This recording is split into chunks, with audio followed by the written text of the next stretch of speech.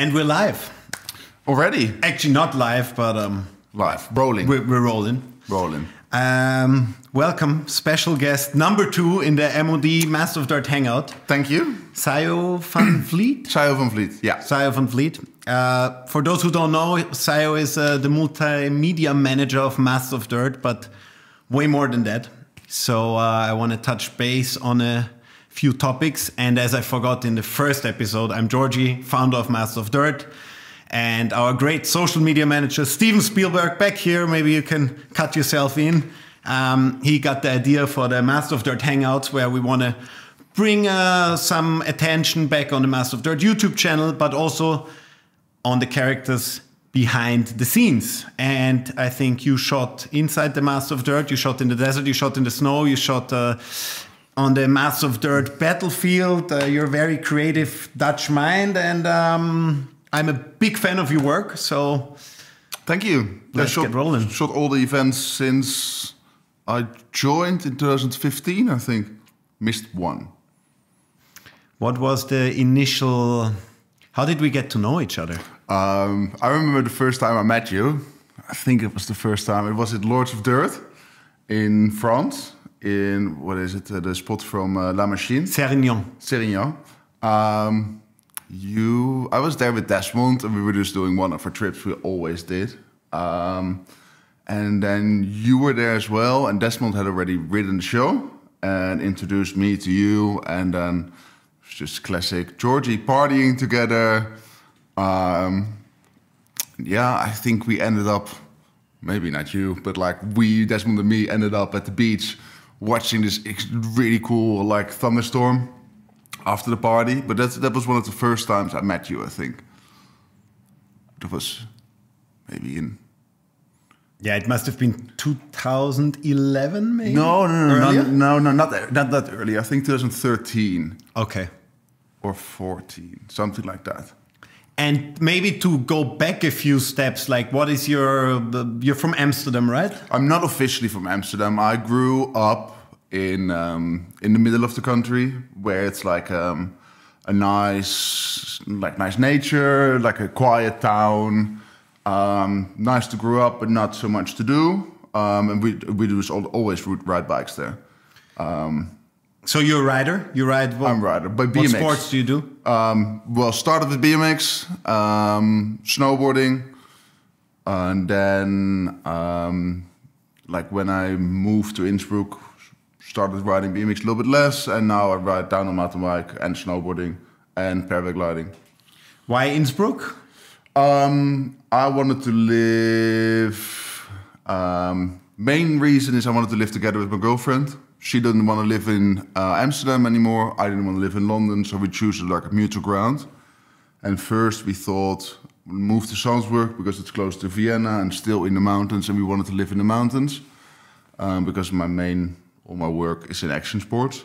And then one of our friends said, "Why don't you move into our apartment in Innsbruck?" So we're like, "Yeah, why don't we try Innsbruck?" And that worked out smoothly and worked out as a really good idea, real good plan.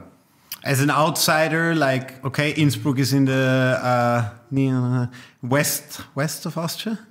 It's in the west, yeah. All the way west of Austria. I always have to do the nie ohne Seife waschen because I still don't get it after 34 years. Did I mention it's my birthday? Oh yeah, happy birthday. Applauso, maybe applauso. We can have a little applauso in there. Also, fake applause would be nice here. Make me feel better when I listen to this. No, so Innsbruck is all the way in the west of Austria. Loads of mountains, really urban town, correct? It's like, I think it's the biggest town in the mountains in Europe.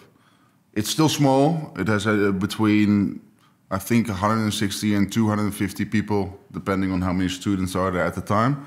And everyone is sort of outdoor-based.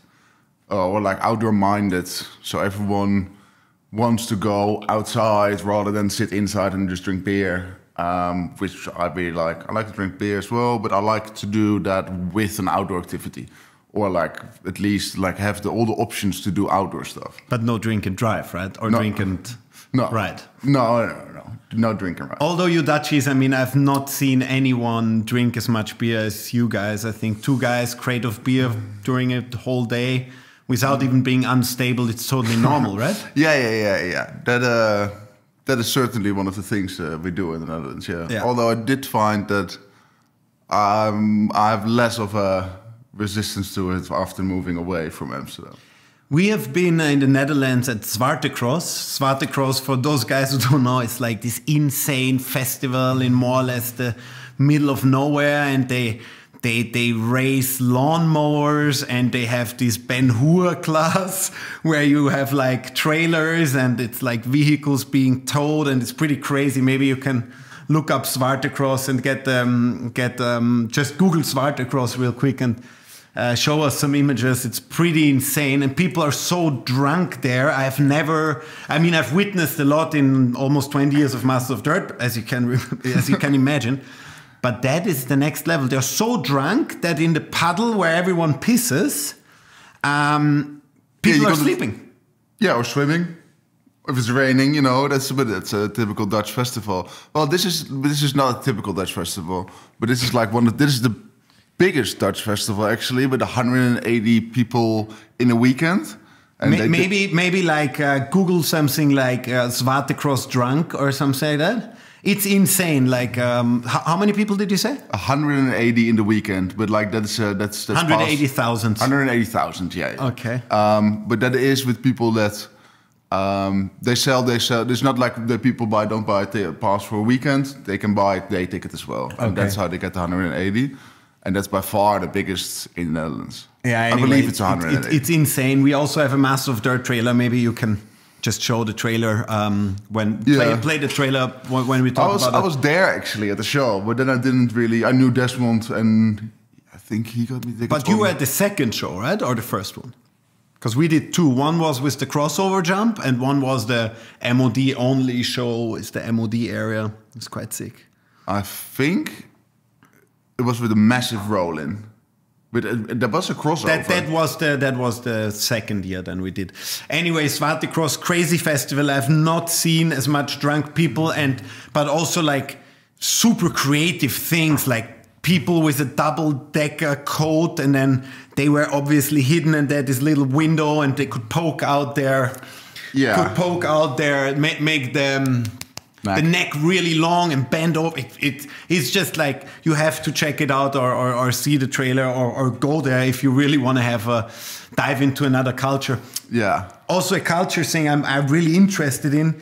How is it with marijuana? Does everyone smoke weed in Holland? No one smokes weed, basically. Really? Yeah, like a lot of people have smoked it once or twice. But for the rest, no one really. Like, it's not that everyone smokes. Like skaters and stuff, and like in the scene, but like most people don't really smoke. Yeah, all skaters smoke weed. Yeah, all skaters smoke weed.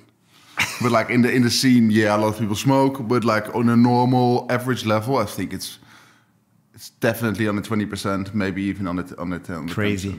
Do you think it being legal makes it less interesting? Yeah, for sure. So do you experience more people smoking weed in Innsbruck than back home? Yeah. For sure. And then in Innsbruck, then it's really hard to get, and blah, blah, blah. And it's way easier if it's regulated, and you can just go to a store and then buy it. Same what you see in Portugal. They decriminalized everything. And it's not that everyone's instantly a heroin junkie, but it's like a decrease of substance abuse. And do you have like huge, big, Netherlands, like big flower fields? Do you also have like huge wheat fields outdoor, or is it all indoor? It's all illegal. It's all illegal. It's illegal. The system now is everything is illegal. Buying, selling, having, everything is illegal. Having, I'm not sure about. You can have up to 5 grams, and you are sort of allowed. They allow you through the law to have 5 grams to buy from a coffee shop. And the coffee shops grow, or is it like state institutions that grow? Who grows? Yeah, that's unknown. So the coffee shops are not allowed to buy their product, but they're allowed to have half a kilo of it. at any given time. Not more than they get shut down. So they need to buy it from someone that grows it indoors somewhere illegally, and then they're hunting down those weed growing areas. That's whilst having it open at the same time, like how it is in the United States, is a way more healthy approach to that. And the Netherlands is currently a bit stuck, I feel, in that way. That's crazy. Like, and how is it? Because mushrooms, you can also buy mushrooms in the coffee shops, or not anymore? There was 2 types of mushrooms. We call them podos. Those are illegal now, and truffles are still legal. They sort of do the same, I believe. And one you can still buy, the other ones you can't. And like Joe Rogan actually talked in a podcast about people that had edibles like marijuana cookies or whatever, and had too much, and ever since they've never been normal. Also with mushrooms, I think it's a fine line if you're not completely nice. Like, I'm too scared to do it because I'm a more panicky guy. But how is it in Amsterdam? Do you read stories in the newspapers, or do you see people tweaking and flying around like tourists? No, and not at all. Like falling in the water or whatever? Like in coffee shops, you will see like some tourists buying a brownie, which is edible, that is allowed, and a pure joint. And then they will get told, don't eat half the brownie, see how you feel. After an hour or 2, if you feel fine, you have to rest. And then they sit down, have the brownie, smoke the joint, and throw up. Yeah, always. Okay. And then there's like, if you don't feel well now, go to your hotel as soon as you can, as fast as you can, and see that you get in bed, because you will gonna have a bad time. But like, normal people don't really do that. And the horror stories I heard are basically from friends abroad that did trips to Amsterdam and just went there to get fucked up. Yeah, and then really fucked up. You know. Yeah. And how is it the techno scene? I remember me and Andy Bravey when we started, we were listening to like Roughneck Record tracks and stuff. Maybe we can also show it if you just search for Roughneck Records on YouTube. Then you can see Syo will start moving in his natural habitat. But you guys, like, there's day festivals, well, like not Madness. Thunderdome is an indoor festival and Dominator is an outdoor festival. But and like you go there with a bus for 12 hours and then like everyone's like the festival scene is massive in the Netherlands as well. And like they took techno from into music and techno from the late 80s into the 90s and went harder and harder and harder. And then they started Thunderdome back in, I don't know, 92, IDT started that, and then they started to go harder and harder and harder, and that evolved into hardcore, and that became a massive subculture, big group, and then we would go there. It's 12 hours, 55,000 people, end with a laser show, and then go home again. And it's insane. It's super cool to see how much of a big difference of people there is, a big variety of people that is just there and loves the same stuff. You don't go there for your fairy tale festival experience. You go there to listen to hardcore on a really big sound system and get for 12 hours. Get your skinny jeans whipped off your shins, you know, off the bass. And then for 12 hours, and everyone that's there, super mixed, you know, massive bodybuilders with like these plastic girlfriends and like nerds and like whatever, and everyone's just there. Cool. You like the same garbage music no as fights. I do. No fights. Nothing. That's cool. Let's. That's the old school stuff I listen to. That's old school, yeah.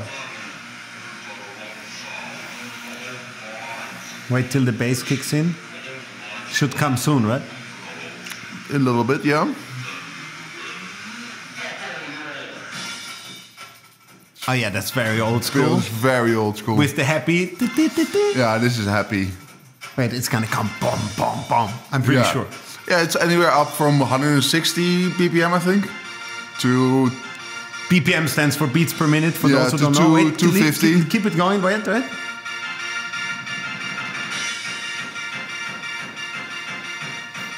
so, it's good, huh? Thanks, Mr. Spielberg. Yeah, it's good. It gives you a lot of drive. Yeah, cool. I mean, I've always there's always been this myth around the Netherlands and the weed and the hardcore parties years ago. Like I said, Merze, my friend DJ Beton, they drove from Vienna to the techno or hardcore festival. Yeah, to Thunderdome maybe. Yeah. That was legendary. They had like a massive, was way before my time, it was in 1969, 96, crazy. Like a massive merry-go-round inside the hall where you could listen to hardcore. Yeah, no, that's crazy. So, yeah, look up Zwaardecross. We're going to talk about Zwaardecross, and for sure look up some Thunderdome and Dominator, and you can just put the stuff without sound in the background, so people can actually imagine how much of a movement that is there. And you can put it in the show notes underneath the podcast. Oh yeah, for sure, that as well. But then you can also lay it over if you fancy a bit of extra work, Mr. Spielberg. But it's a crazy culture. Back to business. How did you get into photography? I got into photography when I graduated. I got a camera from my dad, which I really wanted. To just shoot. I always saw him shooting, and then I just started shooting my mates riding. And then that evolved into shooting them more and more and more, and then I didn't really know what I was going to do for school. Then I did civil engineering for What's that? Very little bit. It's where you do all the structures outside. So you would calculate if a building can get built somewhere, what they need to do for that, and do all the calculations for foundation and stuff. And I thought it was more like a architectural thing, so I could design buildings that you could and then sneak in a couple of design features so you could ride them. That was my initial idea. Turns out it's a lot of math and a lot of calculations, and that wasn't for me, so I quit that.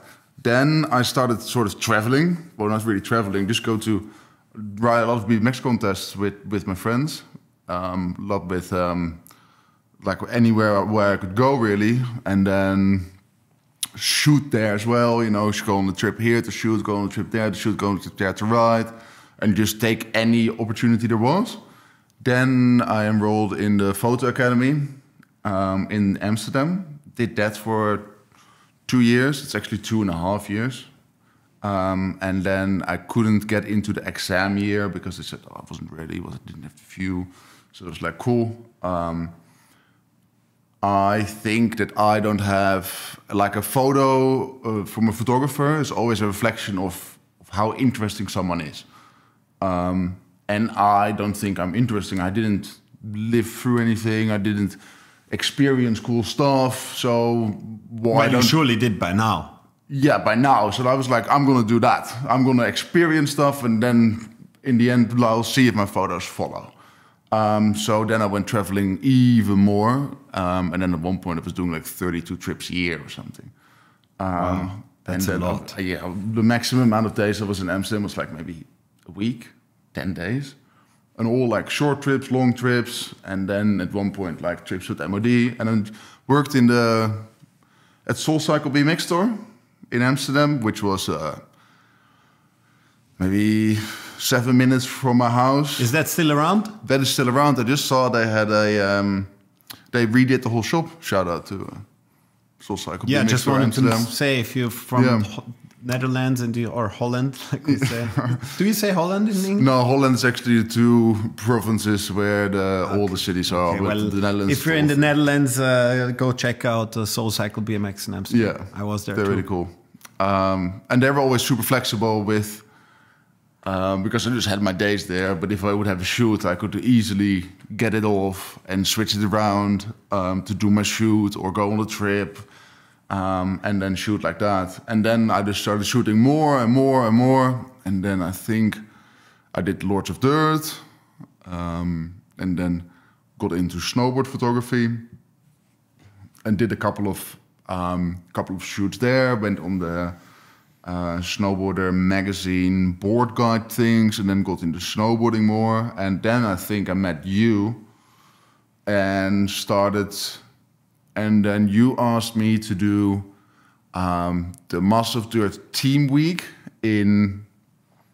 at Royal Hills.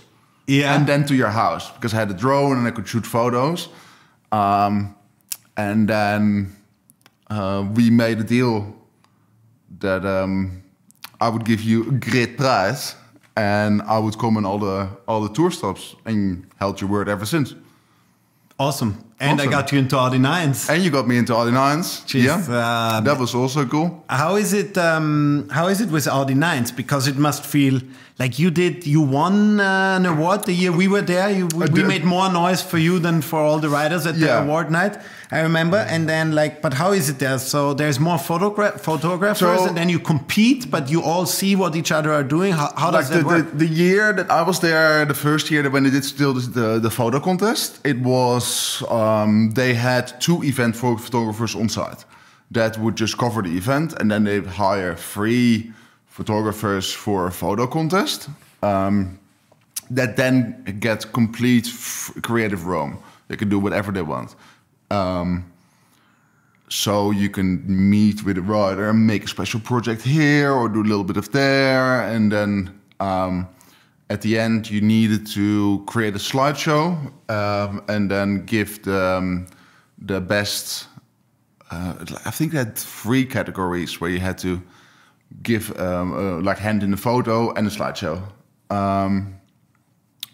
And yeah, that was a really nice work environment to work in, to just have creative freedom and just to do whatever you feel like, and then not that someone says, okay, do you have this angle or this branding in, you know? Sometimes it's really nice to work like that, but this was very refreshing to work, to just create whatever you want. And then some people, some photographers showed their work, some didn't. I liked to show my work with the riders anyway, or share my work with the riders. So then I always do I work pretty fast in Lightroom and get all my stuff out quick, name everything, and then put it on my phone, and then I can just on events I can airdrop to the rider stuff that they can use for their own social media and stuff. And the riders are always very happy then when I show up with an airdrop with a little package of photos of the session that happened an hour or 2 before. Sick. You can even go from your big SLR camera onto the phone. I can directly? do that, but I don't really do that. Okay. I just shoot the whole thing, focus on the shooting, go straight back down, plug my thing in, download them, pull them through everything, edit them, export, name, and then export, and then. So the year you won the award, didn't you snuck in at night into the spot with Sam in that space suit, and it was like an original space suit? I didn't win in the end, but there was 3 e-bikes for 3 photographers, so we divided them normally, but I was definitely crowd favorite. If I can say myself. There was a lot of rooting and tooting. No, we snuck in at night, Sam and me, to shoot. We had him in I wanted to shoot a photo at night in the satellite dish, wearing the spacesuit, which was a very fragile, hard to maneuver in thing. And we didn't have a lot of light, and we couldn't put up a lot of light because we needed to have everything dark for the photo and the long exposure and stuff. So I had him riding in a couple of times, and then the last photo that we actually used, he had to pedal in and then jump onto the satellite dish, do an air on the satellite dish, and then ride out again, jump out of the satellite dish and land into the bank again. And as he jumped into the thing in pitch black, the visor of the satellite man shut, and he couldn't see anything, so he had to do everything blind and then ride out again. And that turned out to be the shot that I used. And then it's with the Milky Way behind it. So how do you do it that you can see the Milky Way? Is that this actually was a composition? Long exposure? Or this actually was a composition of 2 shots. So you just leave it on a tripod, make 1 shot. With the flashes and the lighting, and then I did another long exposure for that because we had to have a little bit of riding light for him, and that would have, with a long exposure, that would have blown out the photo. Interesting stuff, man. Interesting stuff. So if I was listening to this, or if I was Mr. Spielberg without the connection of his cousin, the legend Clemens Cardela, and I want to get into Mass of Dirt, or I want to start photos, or filming, let's stick with photos. How do you start? How much do I need to invest? And what's like the minimum thing? And do I get Canon? Do I get, I don't know, Minolta or Sony, or I don't know what's out there? Minolta, that's very old school. Or Leica, I don't know. What for me really, like the camera brands are all the same. If you spend €1,000, you get €1,000 worth of camera. If you spend €2,000, you get €2,000 worth of camera. You know, they're all the same, and the more money you put in, the more camera you can get out. That's sort of how it works. But you don't need the best camera. You can pick up like a second-hand camera. What for me really worked is coming from a rider background, but that is not necessary. And what really worked is to have a friend that's pro.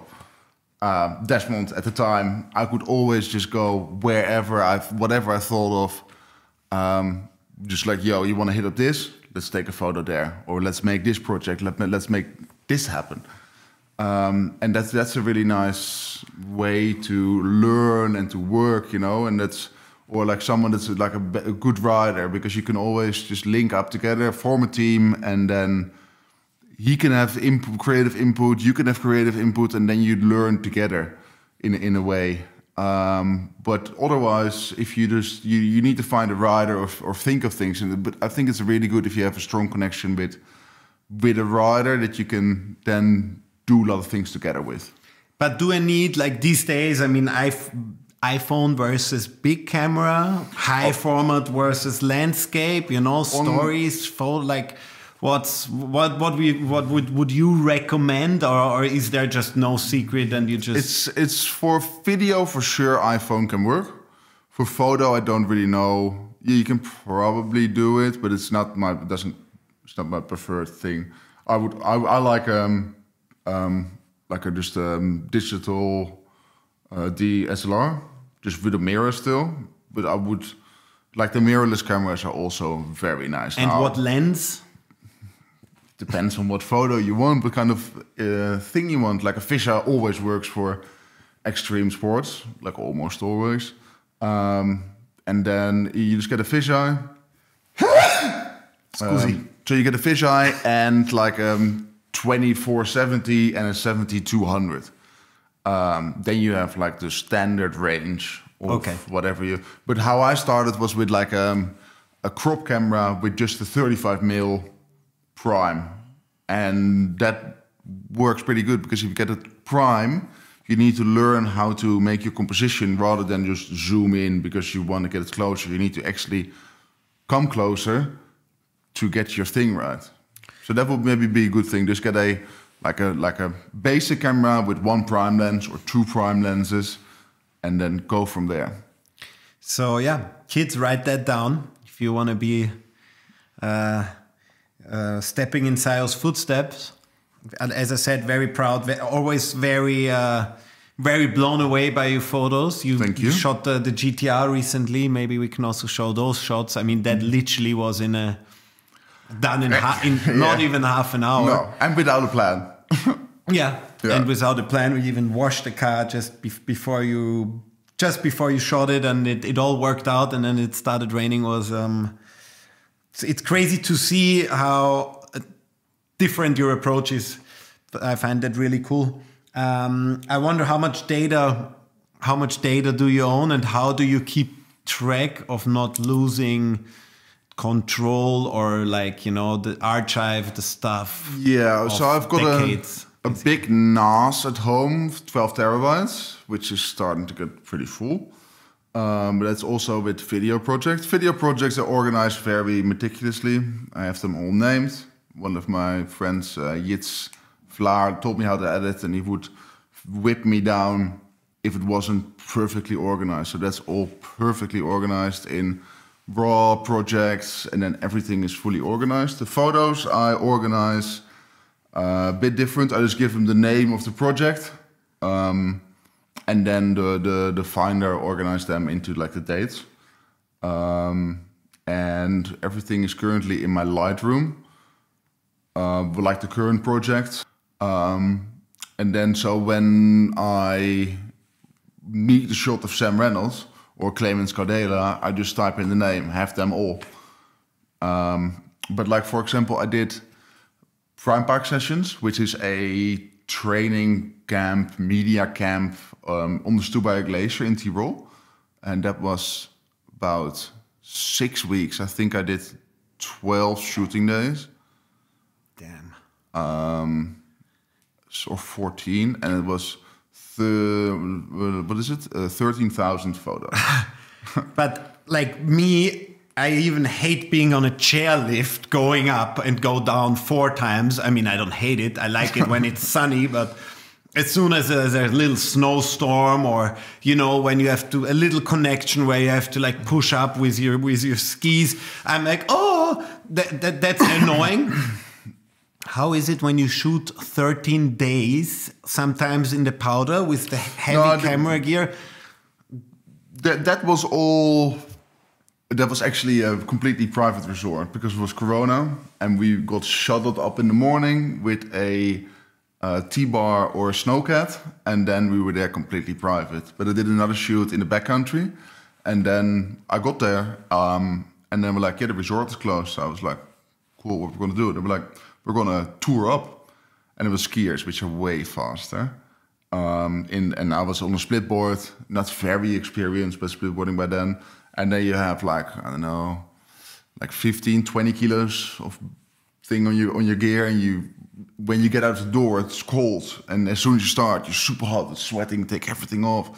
And then like when it's super deep, it's just like really draining if you want to move, because especially when it's snow, with dirt, you can walk somewhere and walk back and there's no track of that. With snow, you need to pay attention to every step you make, because you might want to shoot that angle later and then you don't want to have it tracked. So you need to go around a lot to go to another location and see if it works, and then go around completely back if it doesn't work, not to ruin your other shots that you might gonna do. Sounds horrible. And then you just like dive into the snow, you like sink into the snow until your nipples with 20 kilos on your back. You have snowshoes, but they don't do much at some point. Do you panic sometimes? No, not just panic. The best is just like to just sit, give up for like the half a minute, and then like, okay, cool, then we go further. Not panic, I don't panic a lot. Man, that sounds crazy. Also, we shot in the desert. We're gonna show some shots from the best of M.O.D. That was crazy. Remember, like, we were there with motorcycles, was with Kai and Alistair, and we saw them up there. Oh, we're gonna walk up there, and then you walk up the dune, and it's just never. It looks like, okay, I'm up there in 2 minutes, and it's never ending, never ending. There is sand everywhere. There's like sandstormy thing. It's really gnarly, and then you're up the dune, and then there is just, I'm sure we can see in some photos, endless dune after dune after dune after dune, and you're like, how on earth did the Bedouins do it back in the day? Where did they find water? How did they know where to go? I guess they're orientated with the sun. Yeah. But that was crazy. That's the same as walking in snow, you know? Every step you do is just heavy. And then you want to set up your flashes 50 meters away. You need to run there, set up your flash, run back, see if the shot works, run back, adjust the flash, run back again.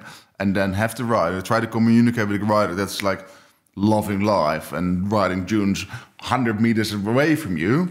And then organize it, then shoot it, and then you go to the next thing and try not to get hit by the other riders. That's the same at the Masters of Dirt show. When you step into the arena with your cameras around you and like the light go down, like goosebumps everywhere, and then as soon as the show starts, it's everything tries to kill you.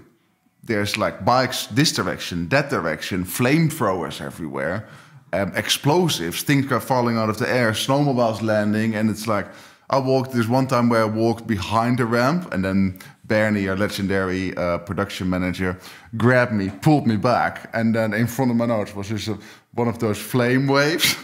I was like, oh, okay, I need to pay better attention. It was in the beginning, but it's like a stressful environment to be in. Yeah, crazy. I mean, yeah, it's like a battlefield. We actually have to, all the media crew needs to sign off basically they're live and make sure they're insured very well at Master of Dirt, because it's so hectic. Stuff is flying everywhere. And one thing I wanted to, two more things about the dunes. Like, so I was walking, and then when the motorcycle were landing on the dune next to us after like a 60-meter jump, the whole dune was vibrating. Like it's probably an earthquake. Luckily, I haven't really felt one yet, but that felt like an earthquake of a only 100-kilo motorcycle plus rider landing. It was was insane. And then I was on a motorcycle myself, and then you pass two dunes. It's easier than, it's not as like, it's not easy peasy, but it's easier than walking. But I got lost instantly, and then the bike wouldn't start anymore. Oh yeah, I remember. And then I would push up, and I would be like, okay, behind this dune, there's our base camp for sure. And behind this dune, there was nothing. There was a camel farm with a farmer, like taking care of his camels, but he spoke obviously no English, nothing. So we just waited there. One guy found me, and then tried to find the base camp, and then they got me and got the motorcycle. But that is like, you have to be really, really careful out there. Yeah, in the dunes, in the snow, and in on the Master of Dirt show field. And I don't even want to imagine how it is to shoot surfers. Like, imagine big wave shooting on the jet skis or something. Yeah, no. if water gets liquid, it's a no-go for me. It doesn't. But like, that must be insane, you know, where you're either in the water, and the whole thing with surfing is like, it can be a 1-meter wave. But the wave starts at your shoulders. So it's not like a 1-meter ramp you're going to ride through, which starts at your feet. It starts at your neck. So you need to sort of stay in there if you want to shoot small barrels. And the big ones on the jet skis and stuff, it's just like it's very, very intense, I think. Yeah, shout out to all the big wave surfers.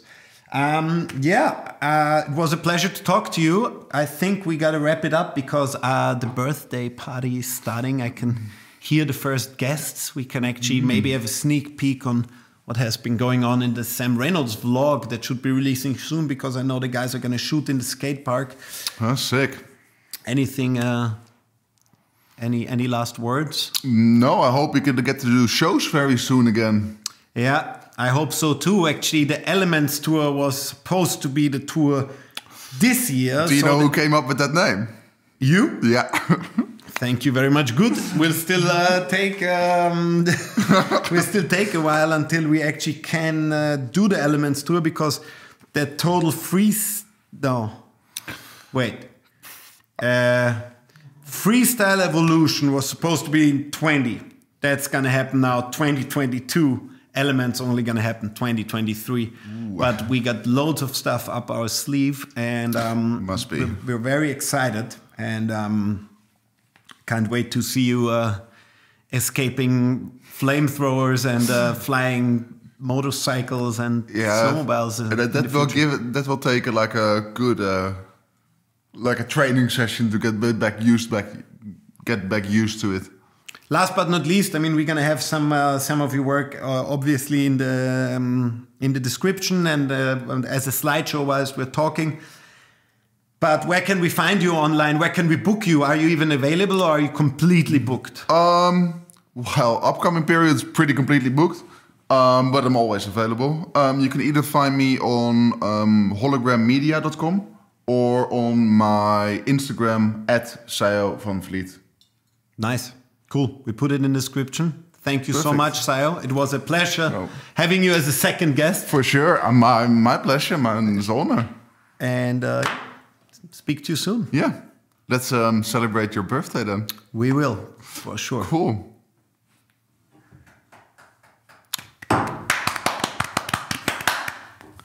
Yeah.